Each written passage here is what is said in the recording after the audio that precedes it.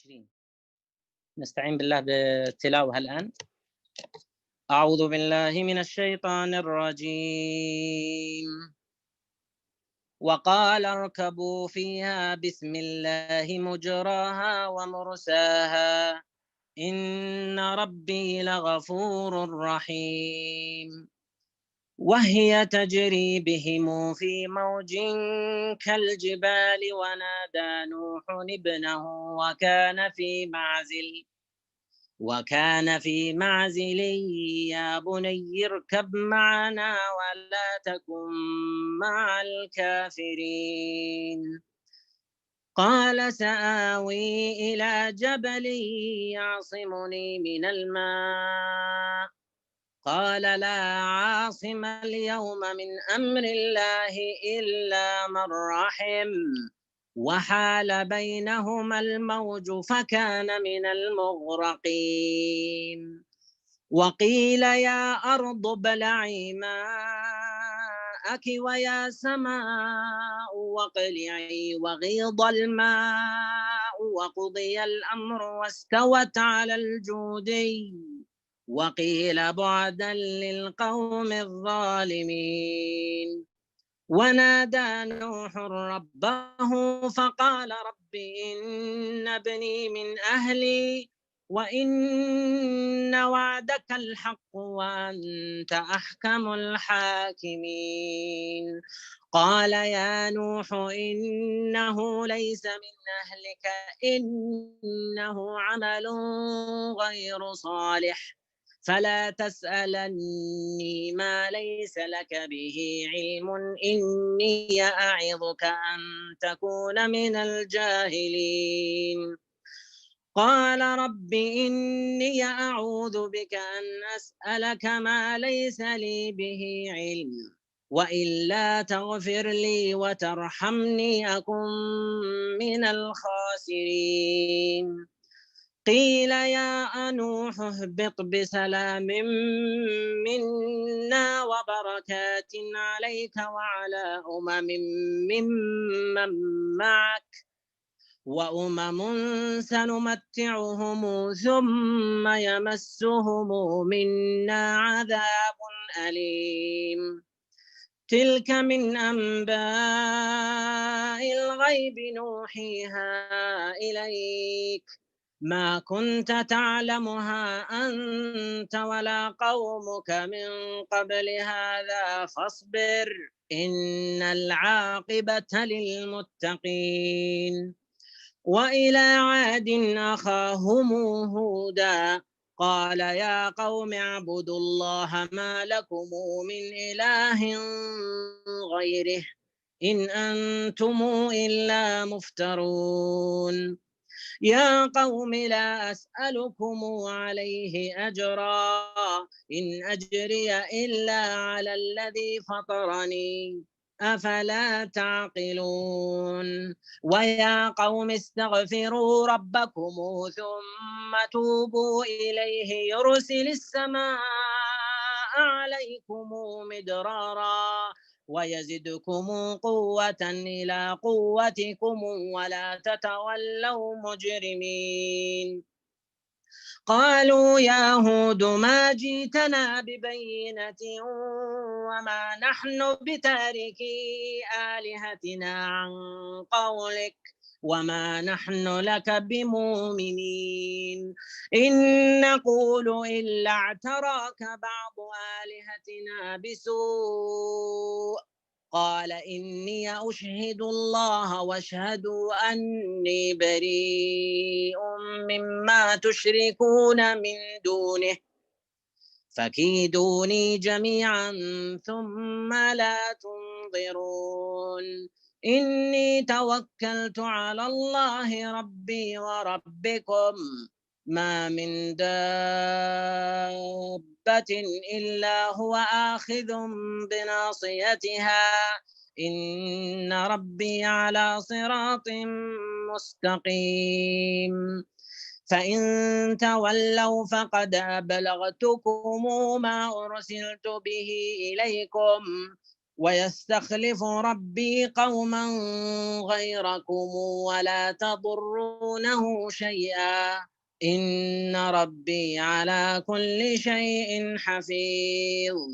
ولما جاء أمرنا نجينا هودا والذين آمنوا معه برحمة منا ونجيناهم من عذاب غليظ. وتلك عاد جحدوا بآيات ربهم وعصوا رسله واتبعوا أمر كل جبار عنيد. وأتبعوا في هذه الدنيا لعنة ويوم القيامة ألا إن عادا كفروا ربهم ألا بعدا لعاد قوم هود. بارك الله فيك وجزاك الله خيرا. وإياك شيخنا، حياكم الله. نوح نے کہا اس کشتی میں بیٹھ جاؤ، اللہ ہی کے نام سے اس کا چلنا اور ٹھہرنا ہے، یقیناً میرا رب بڑی بخشش بڑے رحم والا ہے۔ وہ کشتی انہیں پہاڑوں جیسی موجوں میں لے جا رہی تھی اور نوح علیہ السلام نے اپنے لڑکے کو جو ایک کنارے پر تھا پکار کر کہا، اے میرے پیارے بچے، ہمارے ساتھ سوار ہو جا اور کافروں میں شامل نہ رہے۔ اس نے جواب دیا کہ میں تو کسی پہاڑ کی طرف پناہ میں آ جاؤں گا جو مجھے پانی سے بچا لے گا۔ نوح نے کہا، آج اللہ کے امر سے بچانے والا کوئی نہیں، صرف وہی بچیں گے جن پر اللہ کا رحم ہو۔ اسی وقت ان دونوں کے درمیان موج حائل ہو گئی اور وہ ڈوبنے والوں میں سے ہو گیا۔ فرما دیا گیا، اے زمین اپنے پانی کو نگل جا، اور اے آسمان بس کر تھم جا۔ اسی وقت پانی سکھا دیا گیا اور کام پورا کر دیا گیا، اور کشتی جودی نامی پہاڑ پر جا لگی، اور فرما دیا گیا کہ ظالم لوگوں پر لعنت نازل ہو۔ نوح نے اپنے پروردگار کو پکارا اور کہا، اے میرے رب، میرا بیٹا تو میرے گھر والوں میں سے ہے، یقیناً تیرا وعدہ بالکل سچا اور تو تمام حاکموں سے بہتر حاکم ہے۔ اللہ تعالیٰ نے فرمایا، اے نوح، یقیناً وہ تیرے گھرانے سے نہیں ہے، اس کے کام بالکل ہی ناشائستہ ہیں، تجھے ہرگز وہ چیز نہ مانگنی چاہیے جس کا تجھے مطلقاً علم نہ ہو۔ میں تجھے نصیحت کرتا ہوں کہ تو جاہلوں میں سے اپنا شمار کرانے سے باز رہے۔ نوح نے کہا، میرے پالنہار، میں تیری ہی پناہ چاہتا ہوں اس بات سے کہ تجھ سے وہ مانگوں جس کا مجھے علم ہی نہ ہو۔ اگر تم مجھے نہ بخشے گا اور مجھ پر رحم نہ فرمائے گا تو میں خسارہ پانے والوں میں ہو جاؤں گا۔ فرما دیا گیا کہ اے نوح، ہماری جانب سے سلامتی اور ان برکتوں کے ساتھ اتر جو تجھ پر ہیں اور تیرے ساتھ کی بہت سی جماعتوں پر، اور بہت سی وہ امتیں ہوں گی جنہیں ہم فائدہ تو ضرور پہنچائیں گے لیکن پھر انہیں ہماری طرف سے دردناک عذاب پہنچے گا۔ یہ خبریں غیب کی خبروں میں سے ہیں جن کی وحی ہم آپ کی طرف کرتے ہیں، انہیں اس سے پہلے آپ جانتے تھے اور نہ آپ کی قوم، اس لیے کہ آپ صبر کرتے رہیے، یقین مانیے کہ انجام کار پرہیزگاروں کے لیے ہے۔ اور قوم عاد کی طرف سے ان کے بھائی ہود کو ہم نے بھیجا، اس نے کہا، میری قوم والوں، اللہ ہی کی عبادت کرو، اس کے سوا تمہارا کوئی معبود نہیں، تم صرف بہتان باندھ رہے ہو۔ اے میری قوم، میں تم سے اس کی کوئی اجرت نہیں مانگتا، میرا اجر اس کے ذمے ہے جس نے مجھے پیدا کیا، تو کیا پھر بھی تم عقل سے کام نہیں لیتے؟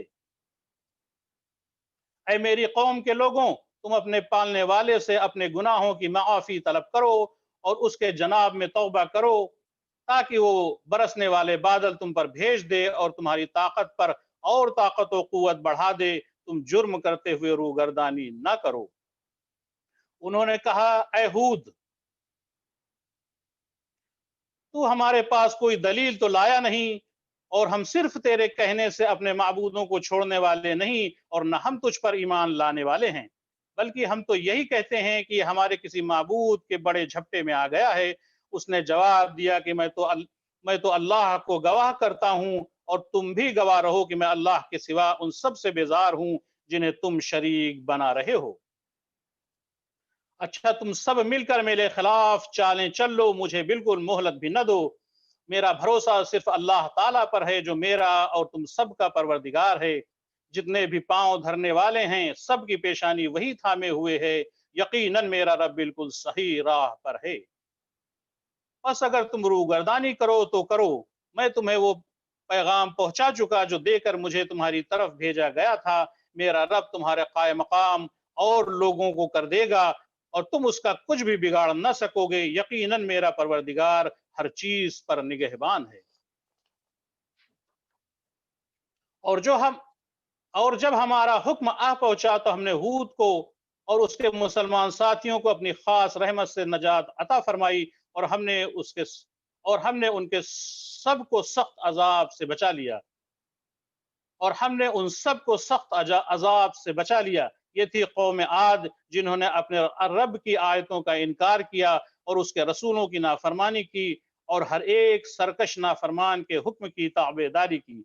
दुनिया में भी उनके पीछे लानत लगा दी गई और कयामत के दिन भी देख लो, कौम आद ने अपने रब से कुफ्र किया।